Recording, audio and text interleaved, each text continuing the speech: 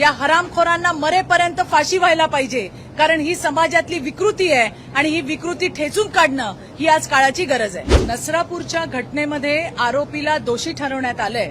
निकालाचं वाचन सुरू आहे. माझ्यासारखीला आणि या राज्यातल्या प्रत्येक आईला बहिणीला हे नक्की वाटतंय की या हरामखोर आरोपीला मरेपर्यंत फाशीची शिक्षा त्या ठिकाणी मिळायला हवी. हा माणूस विकृत आहे. याच्या आधी सुद्धा दोनदा त्याने अशा पद्धतीचा प्रकार स्वतःच्या घरामध्ये केलाय. त्यावेळेला न्यायालयाने त्याला सोडून दिलं होतं. कुठल्या बेसवरती सोडलं, कुठल्या ग्राउंडवर सोडलं याची माहिती घेण्याची सुद्धा गरज आहे असं मला वाटतंय.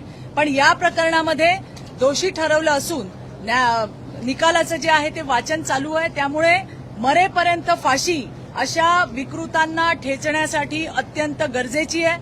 अजून सुद्धा मालेगाव मधल्या डोंगराळे गावातली जी चिमुकली होती तिचा न्याय प्रतीक्षेमध्ये आहे.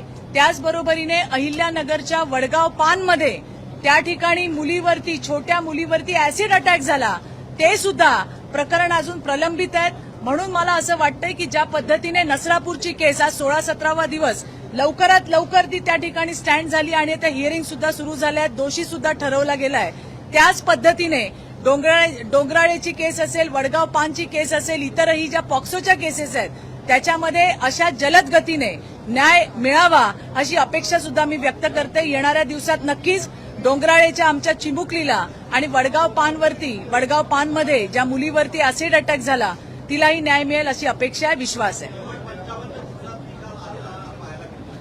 नाही, मला हेच म्हणायचं आहे की ज्या पद्धतीने सन्माननीय मुख्यमंत्र्यांनी आश्वासन दिलं होतं त्या पद्धतीने आज हा जलद निकाल आलेला आहे.